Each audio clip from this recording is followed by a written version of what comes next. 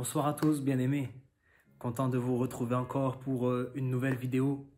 Et Dieu voulant, normalement dans quelques jours, le confinement sera terminé. J'espère que ce confinement aura profité à plusieurs d'entre nous. J'espère que ce confinement vous aura permis de rencontrer Dieu pour certains. Peut-être pour d'autres qui le connaissaient déjà, s'approcher davantage de lui, au travers de la prière, au travers de la lecture de la parole de Dieu, avoir une intimité avec la personne de Jésus-Christ. Ce soir encore, on va partager la parole de Dieu. Et on aimerait, dans cette série de messages, parler des attaques de l'adversaire. Ton adversaire qui a pour objectif de te décourager et essayer de te faire abandonner la course que tu as entrepris, la marche que tu as entrepris avec le Seigneur. Le but de cette série de messages que nous avons commencé va permettre de connaître les ruses du diable. Il est dit dans la Bible, dans le Nouveau Testament, 2 Corinthiens chapitre 2 verset 11, afin de ne pas laisser à Satan l'avantage sur nous, car nous n'ignorons pas ses desseins. Nous ne voulons pas laisser l'avantage de l'adversaire sur nos vies, mais nous voulons, c'est vrai, connaître ses desseins, ses ruses, ses stratégies, afin de ne pas tomber dans ses tentations et dans ses pièges. La semaine dernière, on a parlé d'une de ces stratégies, des mensonges de l'ennemi et de ses paroles blessantes, ses paroles décourageantes. Aujourd'hui, on parlera d'une autre stratégie qui est l'accusation. Si nous savons que la Bible le nomme le père du mensonge, il est aussi appelé le diable. Diable en grec, c'est diabolos et ça signifie l'accusateur. Il est là pour nous accuser, il est là pour nous culpabiliser. Et c'est aussi un de ses rôles de venir pour te rappeler constamment tes fautes et tes erreurs. Il pointe du doigt ton péché, il pointe du doigt tes infidélités, tes défauts, tes manquements, tes péchés. Et il veut par cela te faire croire que tu n'as pas le droit à l'amour de Dieu, que tu n'as pas le droit au pardon de Dieu, que tu n'as pas le droit au salut. Et combien de personnes sont tombées, il est vrai, dans ce piège. Quand nous entendons l'évangile, et quand tu as entendu l'évangile, toi aussi, tu as reconnu de tout ton cœur que tu ne méritais rien, que tout n'était que grâce, que tu ne méritais pas le pardon de Dieu, que tu ne méritais pas l'amour de Dieu, et que tu ne méritais pas non plus le salut de ton âme. Tu as compris que cela était une grâce, un cadeau immérité. Pourtant, la plupart d'entre nous, lorsque nous commençons à marcher dans la marche chrétienne, lorsque nous commençons à nous engager dans la foi, on commence à croire que maintenant, tout est par mérite. On commence à croire que si nous voulons continuer à marcher avec Dieu, si nous voulons continuer à bénéficier du pardon, bénéficier de l'amour de Dieu, il faut que nous le méritons. Et c'est bien souvent de cette manière-là que nous tombons dans les pièges de l'adversaire. Le problème, c'est que tôt ou tard, lorsqu'on réfléchit comme cela, lorsqu'on pense que, il faut mériter la grâce de Dieu, lorsqu'on pense qu'il faut mériter, l'amour de Dieu, le pardon de Dieu, lorsqu'on pense qu'il faut mériter de pouvoir continuer à marcher avec le Seigneur, tôt ou tard, on fait une erreur. Tôt ou tard, on chute. Tôt ou tard, on tombe. Tôt ou tard, il y a un accident de parcours. Et c'est à ce moment-là bien précis que notre adversaire, le diable, vient pour nous accuser. Il vient pour nous culpabiliser. Il vient pour nous décourager. Il vient chuchoter à ton oreille une fois de plus et il te dit, après ce que tu as fait, après avoir commis tel péché, vas-tu oser encore prier? Vas-tu oser encore t'adresser à Dieu, un Dieu si saint, un Dieu si parfait? Vas-tu oser prier? Oh, tu es hypocrite. C'est hypocrite de t'adresser à Dieu. C'est hypocrite de prier alors que tu vis dans le péché, alors que tu commets le péché. Il va venir et il va te dire, vas-tu oser encore aller à l'église? Vas-tu oser encore te rendre à l'église avec toutes ces personnes qui marchent dans la volonté de Dieu, toutes ces personnes qui sont tellement bonnes, tellement parfaites? Vas-tu oser encore te mélanger à eux alors que toi tu es un pécheur, tu ne mérites pas? Il ira même jusqu'à te faire croire que tu es le seul, la seule à vivre ces choses. Il ira même jusqu'à te faire croire que ce n'est pas normal. Il ira même jusqu'à te faire croire que depuis que tu as rencontré Jésus-Christ, il n'est pas normal que tu fasses encore des erreurs. Il n'est pas normal que tu pêches encore. Il n'est pas normal que tu tombes à nouveau. Il te fera croire cela afin que tu sois mis de côté. On parlera prochainement d'une autre stratégie de l'adversaire qui est l'isolation. Te faire croire que tu es le seul à vivre ces choses. Te faire croire que tu es la seule, peut-être à faire ces erreurs, à tomber encore et encore. Il veut te décourager. Il veut t'éloigner des plans de Dieu. Et tous les arguments qu'il va pouvoir te citer auront pour but de te faire croire que tu as besoin de mériter l'amour de Dieu. Tu dois mériter l'amour de Dieu. Pourtant, la parole de Dieu nous dit que Dieu nous aime d'un amour éternel. Avant même que nous naissions, Dieu nous aimait déjà. Il nous aimait, il nous aime et il nous aimera toujours. Il nous aime d'un amour inconditionnel. Son amour ne dépend pas de ta sanctification. Son amour ne dépend pas de ton état. Son amour ne dépend pas de ton péché ou non. Il t'aime, point final. C'est nous qui sommes des parents, eh bien si imparfaits, reconnaissons-le. Nous sommes capables d'aimer nos enfants quoi qu'il arrive, même lorsque nos enfants sont désobéissants, même lorsque nos enfants nous déçoivent, même lorsque nos enfants font des erreurs, nous les aimons. À combien plus forte raison notre Père Céleste qui lui est parfait. Il est amour. Il n'a pas de l'amour, il est amour. Et il nous aime d'un amour inconditionnel. Souvent je parle d'une tasse que j'ai à la maison et sur cette tasse il est inscrit cette phrase où il est dit « Dieu n'aime pas une version future de toi, il t'aime maintenant. Il n'attend pas que tu sois transformé, il n'attend pas que tu sois meilleur pour t'aimer, il t'aime déjà. Tu n'as pas besoin de mériter l'amour de Dieu, il t'aime. » Toutes les accusations du diable auront pour but aussi de te faire croire que tu as besoin de mériter le pardon. Mériter le pardon de Dieu. Mais le pardon a été offert par grâce et non par mérite. La condition pour être pardonné, ce n'est pas nos œuvres. La condition pour être pardonné, c'est de confesser nos péchés. C'est de reconnaître notre péché et c'est de le confesser à Dieu. La parole de Dieu nous dit dans 1 Jean chapitre 1 verset 9, si nous confessons nos péchés, il est fidèle et il est juste pour nous pardonner et pour nous purifier de toute iniquité. Tu n'as pas besoin de pardonner, tu n'as pas besoin de mériter le pardon de Dieu, mais tu as besoin simplement de confesser ton péché. À partir du moment où tu auras compris que tout n'est que grâce, que tu ne mérites pas l'amour de Dieu, que tu ne mérites pas son pardon, que tu ne mérites pas le salut, mais que tout a été offert au travers du sacrifice de Jésus, à partir de là, tout ira mieux et tu ne tomberas pas dans les pièges de l'adversaire. Lorsqu'il viendra pour te dire « tu ne mérites pas d'être pardonné », lorsqu'il viendra pour te dire « à cause de ton péché, tu ne mérites pas l'amour de Dieu », lorsqu'il viendra pour te dire « tu ne mérites pas d'être sauvé par tes œuvres », tu lui diras « tu ne m'apprends rien, tu ne m'apprends rien, je sais très bien que je ne mérite rien de tout ça, mais que c'est par amour que Jésus-Christ s'est offert pour moi et que c'est une grâce. » Attention, bien-aimés, bien sûr que la grâce ne nous permet pas de faire n'importe quoi.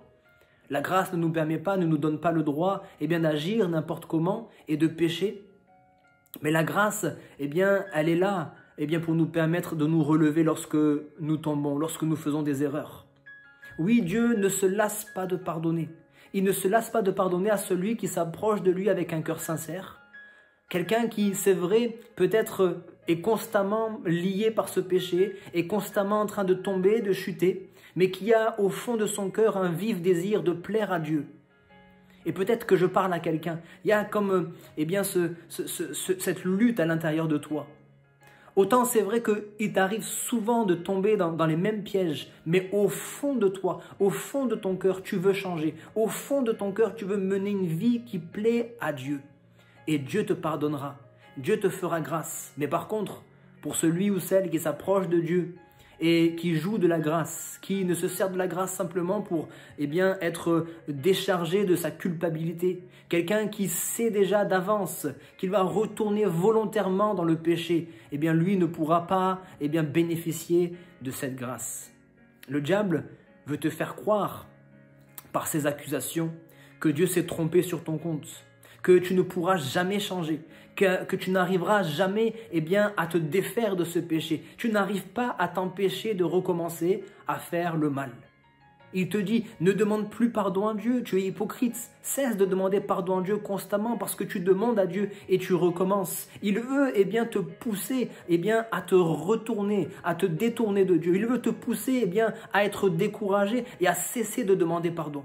J'aimerais lire avec toi un passage des Écritures qui certainement va t'encourager. On va le trouver dans la lettre aux Romains, au chapitre 7, et nous allons lire du verset 15 au verset 25. Je vais vous lire dans la version français courant. C'est Paul qui parle.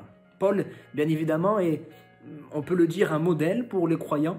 Déjà dans sa consécration, dans sa conversion même, dans les révélations qu'il a pu avoir, dans sa marche avec Dieu, dans sa sanctification, dans son onction, sa vie de puissance. Il est un modèle dans différents domaines.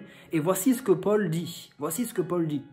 Je ne comprends pas ce que je fais, car je ne fais pas ce que je voudrais faire, mais je fais ce que je déteste. Ah, peut-être que quelqu'un se reconnaît dans ce passage. Je ne comprends pas ce que je fais, car je ne fais pas ce que je voudrais faire, mais je fais ce que je déteste. Si je fais précisément ce que je ne veux pas, je reconnais par là que la loi est bonne. Ce n'est donc pas moi qui agis ainsi, mais c'est le péché qui habite en moi. Car je sais que le bien n'habite pas en moi, c'est-à-dire en l'être faible que je suis. Ça, c'est l'humilité. Certes, le désir de faire le bien existe en moi, mais non la capacité de l'accomplir. Quelqu'un se reconnaît aussi peut-être dans cette parole. J'ai le désir de faire le bien, mais je n'ai pas la capacité de l'accomplir. En effet, je ne fais pas le bien que je veux et je fais le mal que je ne veux pas. Si je fais ce que je ne veux pas, alors ce n'est plus moi qui agis ainsi, mais le péché qui habite en moi. Je découvre donc ce principe. Écoutez bien ceci. Moi qui veux faire le bien, je suis seulement capable de faire le mal. Au fond de moi-même, au fond de moi, je prends plaisir à la loi de Dieu. Mais je trouve dans mon être une autre loi qui combat contre celle qu'approuve mon intelligence. Elle me rend prisonnier de la loi du péché qui est en moi. Malheureux que je suis, qui me délivrera de ce corps qui m'entraîne à la mort? Dieu soit loué par Jésus-Christ notre Seigneur. Ainsi, je suis au service de la loi de Dieu par mon intelligence, mais dans ma faiblesse humaine, je suis asservi à la loi du péché. Je vous encouragerai à lire encore ce passage, Romains chapitre 7, verset 15 au verset 25, et vous approprier ce texte pour que le Saint-Esprit vous permette d'avoir une révélation sur ces propos. Dieu sait, bien-aimé, que tu débutes dans la foi. Dieu sait que tu commences seulement ta marche avec Jésus-Christ. Il sait que tu ne peux pas du jour au lendemain être parfait. La Bible nous parle même de nouveau-né spirituel. D'ailleurs, lorsque tu as reçu Jésus-Christ comme ton sauveur et comme le Seigneur de ta vie, tu as expérimenté ce que la Bible appelle la nouvelle naissance. Cette expérience, peut-être que tu ne l'as pas ressentie, elle n'a pas été palpable, elle n'a pas été peut-être tangible, mais c'est une expérience qui s'est passée là à l'intérieur de toi, la nouvelle naissance. Tu es né d'eau et d'esprit. Tu trouveras ceci dans l'évangile de Jean chapitre 3. Tu as fait cette nouvelle naissance et quel que soit ton âge civil, tu peux avoir 20 ans, 40 ans, 60 ans ou 80 années. Et d'ailleurs, Dieu voulant, dans quelques temps, lorsque les choses retrouveront la normale, lorsque nous pourrons réouvrir les églises, Dieu voulant, nous pourrons baptiser une mamie de 80 années qui a reçu Jésus-Christ dans sa vie. Mais quel que soit ton âge civil, lorsque tu es né de nouveau, tu deviens un enfant, un bébé spirituel. La semaine dernière, je parlais avec une jeune fille et je parlais encore de ceci parce que ce n'était pas la première à tomber dans ses pièges et ce ne sera certainement pas la dernière. Et je lui disais qu'il fallait toujours se rappeler que Dieu, dans le Nouveau Testament, est révélé comme un père. Il est un père pour nous. Et je lui parlais de ses premiers pas, les premiers pas d'un enfant. Vous qui êtes peut-être parents, vous savez que lorsque votre bébé commence à faire ses premiers pas, vous ne le mettez pas sur ses pieds pour lui dire « Allez, débrouille-toi tout seul ». Mais vous l'accompagnez dans ses premiers pas, vous lui tenez la main.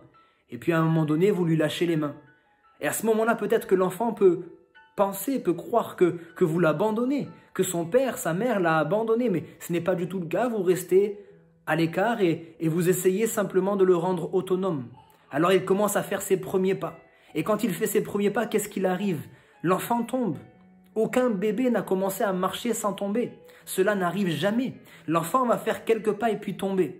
Peut-être qu'il va pleurer, mais vous allez immédiatement accourir et le prendre dans vos bras, le consoler, le rassurer et le remettre sur ses pieds pour l'encourager à réessayer, à persévérer. Et il va marcher à nouveau et tomber à nouveau. Et cela arrive à plusieurs reprises, jusqu'à ce qu'à force de persévérance, il va commencer à être un peu plus ferme sur ses pieds. Il va marcher et tomber de moins en moins souvent. C'est exactement la même chose avec Dieu. Souvent, on a l'impression que Dieu nous abandonne. On commence à découvrir la grâce de Dieu, on commence à découvrir de nouvelles choses. Et puis à un moment donné, on n'entend plus sa voix, on ressent plus sa présence et on a l'impression qu'il n'est plus là. C'est pas parce que tu ne sens plus ses mains dans les tiennes qu'il n'est plus là. Il est juste derrière toi, il veille sur toi. Il ne t'a pas abandonné, il veut simplement te rendre un peu plus autonome. Il veut t'apprendre à marcher par la foi. Il veut t'apprendre à marcher d'une autre manière. Si tu marchais à genoux jusqu'à maintenant comme un bébé, comme un nourrisson, il veut t'apprendre à marcher maintenant par la foi. Alléluia. Voilà pourquoi tu ne ressens peut-être plus sa présence, mais il ne t'a pas abandonné. Et il sait déjà que tu vas tomber. Il sait que tu es un bébé spirituel. Il sait que tu as besoin de faire tes expériences. Il sait que tu tomberas. Mais il sera là pour te soutenir. Et avec ta persévérance, tu tomberas de moins en moins souvent. J'aimerais quand même dire que même lorsque nous sommes adultes, il nous arrive de tomber, n'est-ce pas? Bien évidemment, c'est rare, mais il nous arrive de tomber. Peut-être par manque de consécration, par manque de vigilance, peut-être par fatigue, et pour toutes sortes de raisons. Mais il nous arrive aussi certaines fois, lorsque nous sommes adultes, de tomber. Mais Dieu ne t'abandonne pas lorsque tu tombes. Dieu sait que tu vas tomber. Et il sera là pour te soutenir, il sera là pour t'encourager, il veut t'accompagner. J'aime souvent citer cette parole des Écritures dans le livre des Proverbes au chapitre 24 et au verset 17. Il est dit « 7 fois le juste tombe et il se relève ». Alléluia. Cela ne veut pas dire que nous avons le droit de tomber que 7 fois seulement, mais cela veut dire que même le juste, celui qui pratique la justice, même celui qui marche avec Dieu, peut tomber à plusieurs reprises. Mais c'est pas grave, il se relève, alléluia. Et j'aime aussi ce psaume, le psaume 37, versets 23 et verset 24, écoutez ceci. L'Éternel affermit les pas de l'homme, alléluia. C'est l'Éternel qui va affermir tes pas. C'est vrai qu'au début, tu étais chancelant, mais l'Éternel va affermir tes pas. Et il prend plaisir à sa voix, bien que la voix de l'homme ne soit pas toujours parfaite, bien que la voix de l'homme, certaines fois, soit un peu tortueuse, mais il prend plaisir à sa voix. S'il tombe, il n'est pas terrassé. Il n'est pas terrassé car l'Éternel lui prend la main, alléluia. Lorsque tu vas tomber, bien-aimé, l'Éternel, la main de l'Éternel sera tendue vers toi. Et il t'aidera à te relever. Il t'encouragera pour que tu reprennes la course. Non, ne perds pas courage, bien-aimé. Ne te décourage pas, ne te lasse pas, de marcher avec le Seigneur. N'écoute pas les accusations du diable, mais écoute plutôt les paroles d'amour, du Seigneur. Plonge tes regards encore une fois, et je ne cesserai de vous encourager à lire la Bible. Même si vous ne comprenez pas tout, je peux vous rassurer, je ne comprends pas toute la parole de Dieu. Mais je m'efforce de plonger mes regards dans cette parole. Et à chaque fois que Dieu, par sa grâce, me révèle une portion de ses Écritures, je me réjouis de cela. Et je repasse ces paroles dans mon cœur pour qu'elles prennent vie en moi. Alors je t'encourage à lire la Bible, lis les évangiles, lis ce que Jésus-Christ a fait pour toi, lis ce que Jésus-Christ est capable de faire, lis les psaumes, cela va t'encourager, cela va fortifier ta foi, mais plonge tes regards dans les Écritures et ce sont ces paroles qui vont te fortifier.